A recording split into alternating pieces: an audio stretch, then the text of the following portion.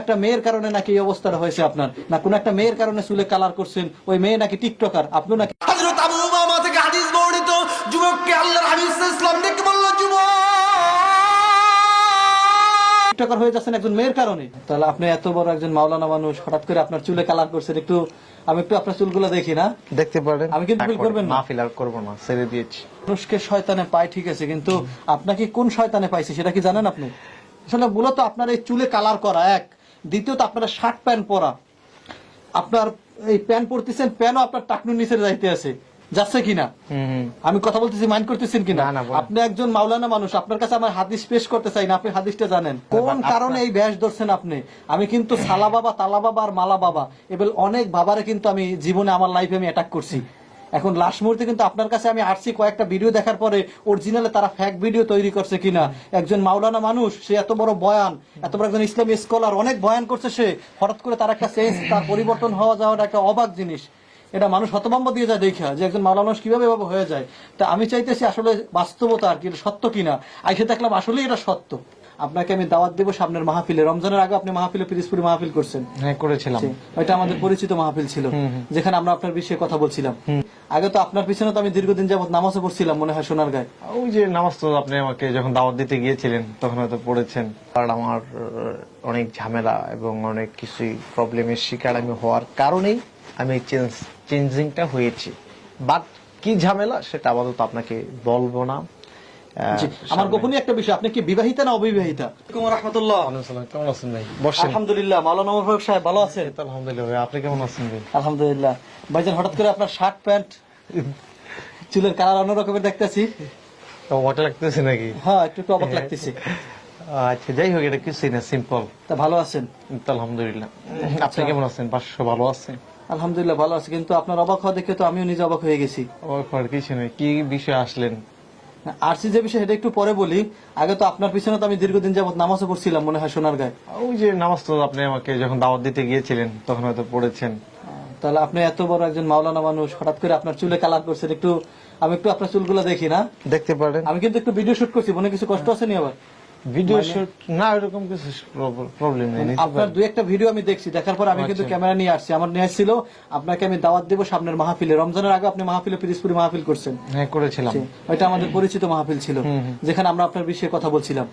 কিন্তু দ্বিতীয়বার কিন্তু মাহফিলের জন্য আমরা আসছিলাম যে এখন একটা দাওয়াত দিব বা সামনের বছর দাওয়াত দিব, অগ্রিম দাওয়াতটা নেওয়া ভালো, কারণ আবার ডেট নাও পাওয়া যাইতে পারে।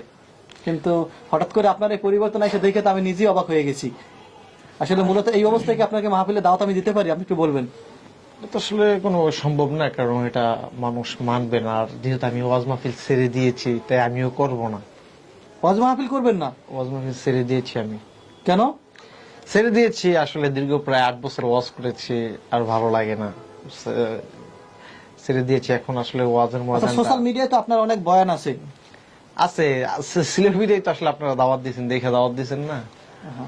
আসলে মূলত মানুষকে শয়তানে পায় ঠিক আছে, কিন্তু আপনাকে কোন শয়তানে পাইছে সেটা কি জানেন আপনি? সেটা আসলে আমি বুঝতে পারতেছি না, নিজেও বুঝতে পারতেছেন না? না, বুঝতে পারতেছি না। কোন কারণে এই ব্যাস ধরছেন আপনি?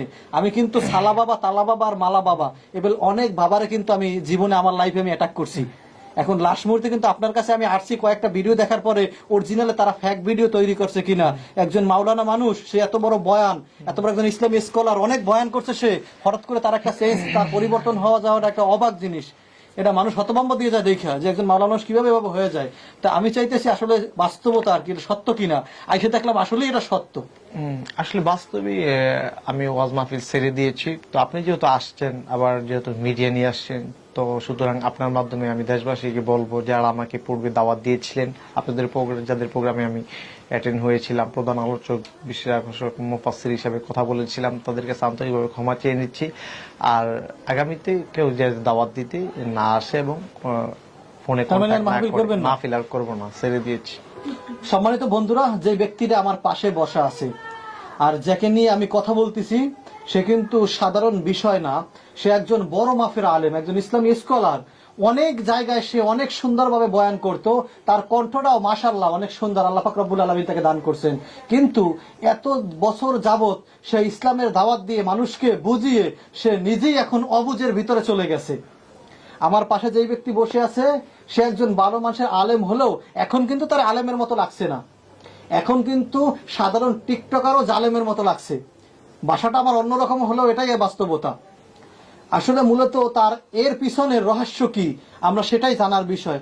আসলে মূলত আপনার এই চুলে কালার করা এক, দ্বিতীয়ত আপনার শার্ট প্যান্ট পরা, আপনার এই প্যান্ট পরতেছেন, প্যান্টও আপনার টাকনুর নিচে যাইতে আছে, যাচ্ছে কিনা আমি কথা বলতেছি, মাইন্ড করতেছেন কিনা? না, না, বলেন। আপনি একজন মাওলানা মানুষ, আপনার কাছে আমার হাদিস পেশ করতে চাই না, আপনি হাদিসটা জানেন, মা আসফালা কাবাইনি মিনালি জারি ফিন্নার। তার আমরা এই হাদিস জানার পরেও ঠিক আছে আপনি কিন্তু সেটা করতেছেন, চুলে কালার করতেছেন, হয়তো দাঁড়িয়ে মনে হয় ছাটাইতেছেন। আসলে দেখেন, ওয়াজ ছেড়ে দিয়েছি, ওই লাইনে যেহেতু নাই, যেহেতু ওই লাইন ছেড়ে দিয়েছি বা আমি একটা ভিন্ন অবস্থানে চলে গিয়েছি বা এসে পড়েছি, আমার অবস্থানটা সম্পূর্ণই টোটালি চেঞ্জিং, বুঝতে পেরেছেন? ওয়াজ মাহফিল ছেড়ে দিয়েছি বা মসজিদে খেতাবাতের দায়িত্বে ছিলাম, এগুলো ছেড়ে দিয়েছি। তারপর আপনার মাদ্রাসায় মহতামিম প্লাস প্রিন্সিপাল বা শিক্ষক হিসেবে দায়িত্বে ছিলাম, সবকিছু ছেড়ে দিয়েছি ভাই, কথা বুঝতে পেরেছেন? যাই হোক, আপনি আমাকে মহব্বত করে আগেও মনে হয় 2 বার দাওয়াত দিয়েছিলেন না, তারপরে আসলে আপনি যেরকম মহব্বত করে দাওয়াত দিয়েছিলেন এরকম ঠিক সবাই দাওয়াত দিয়েছিল, বা আমার ফিল্ডে জনপ্রিয়তা বা এলাকার মানুষ কি বলেছে, কতটুকু মুগ্ধ হয়েছে সেটা হয়তো আপনি ভালো জানেন, আমি সেটা বলতে পারবো না, যেহেতু আমি ওয়াজ করে সাথে সাথে চলে আসছি। তো এখন বিষয় হচ্ছে যে যেহেতু ছেড়ে দিয়েছি, ওই বিষয়টা এখন আর করতে যাচ্ছি না। তা আপনি এখন কি করতে চান? মানুষের মনে তো একটা আশা ভরসা আছে, হয় অসনসিয়া ছাড়ছেন, ঠিক আছে, যে কোনো একটা লোভে পড়ে ইসলামের পথ ছেড়ে দিছেন, মানুষকে হেদায়েতের জন্য আপনি ডাকতেন যে আল্লাহ যেন মানুষকে হেদায়েত করে, আপনি মানুষকে বুঝাইতেন। ওই পথটা যখন আপনি ছেড়ে দিছেন তাহলে নিশ্চয়ই অন্য একটা পথ আপনি বেছে নিছেন। সেই পথটা আমরা দেখতে পাইতেছি, কিন্তু কি জন্য সেটা জানতে পারতেছি না, কি জন্য আমরা সেটা একটু জানতে চাই। আসলে দেখেন যে প্রথমত হলো যে যেহেতু আমার এই পরিবর্তন, এটা হয়তো বিশাল একটা ব্যাপার, স্বাভাবিক ব্যাপার না। প্রথমত আমি মনে করি স্বাভাবিক স্থানে নেই। 2 নাম্বার, আমার অনেক ঝামেলা এবং অনেক কিছুই প্রবলেমের শিকার আমি হওয়ার কারণেই আমি চেঞ্জিংটা হয়েছি। বাট কি ঝামেলা সেটা আপাতত আপনাকে বলবো না। জি, আমার গোপনীয় একটা বিষয়, আপনি কি বিবাহিতা না অবিবাহিতা? আমি আসলে বিবাহ শাদী করি নাই, করার প্ল্যান পর্ব ছিল, কিন্তু এখন তো যেহেতু ওয়াজ মাহফিল ছেড়ে দিয়েছি, সেটা হয়তো আরো দেরি হবে, কারণ এটা সাজানো গুছানো একটা সময় আমার কিন্তু ছিল, বা আমি ওই ইসলামী অঙ্গনে আমার ভালো জনপ্রিয়তা ছিল এবং হাজার হাজার মানুষ আমার ওয়াজ মাহফিলে আসতো, যে তারা এখন আপনাকে দেখলে কি মনে করবে? যারা আমার এই ভিডিওগুলো দেখবে সেখানেও আপনার অনেকগুলো বক্ত থাকতে পারে যারা আপনাকে পছন্দ করতে, যারা আপনার ওয়াজগুলো দেখেছে, তারা যদি এখন এই ভিডিওটা দেখে তারা আপনাকে কি মন্তব্য করবে সেটা কি একবার ভেবেছেন? আসলে কি মন্তব্য করবে সেটা তো আসলে ভাবলে তাহলে এরকম করতাম না, সেটা আসলে ভাবি না। বা কি বলবে তারা, তারা খারাপ বলবে, এটাই স্বাভাবিক। কিন্তু আসলে আমি আমার স্থানে ঠিক নেই, কথা বুঝতে পেরেছেন? ঠিক নেই, কিন্তু তারা কি বলবে বা বলবে না সেটা বিষয় না। আপনার ফ্যামিলিগত ব্যাপার থেকে কি কোনো মানসিক প্রেশার আছে আপনার উপরে? এটা ফ্যামিলি হোক বা ফ্যামিলি ছাড়া হোক, প্রবলেম তো অবশ্যই আছে, না হলে তো আর এরকমটা হয়নি আমার। আর কি আমি আমার জায়গা থেকে মানসিক ভাবে সুস্থ নেই, এক কথা আমি এটা আর কি আপনাকে বললাম। আপনার কয়েকটা ভিডিও আমি দেখছি, তা আমার কাছে তো অবাক লাগছিল, এজন্য আমি আসছি। কিন্তু তার একটা ভিডিওর ভিতরে তো বলা আছে আপনার বিষয় যে আপনি নাকি কোন একটা মেয়ের কারণে নাকি এই অবস্থাটা হয়েছে আপনার, না কোন একটা মেয়ের কারণে চুলে কালার করছেন, ওই মেয়ে নাকি টিকটকার, আপনি নাকি এজন্য ওই মেয়ের সাথে টিকটকার হতে চান।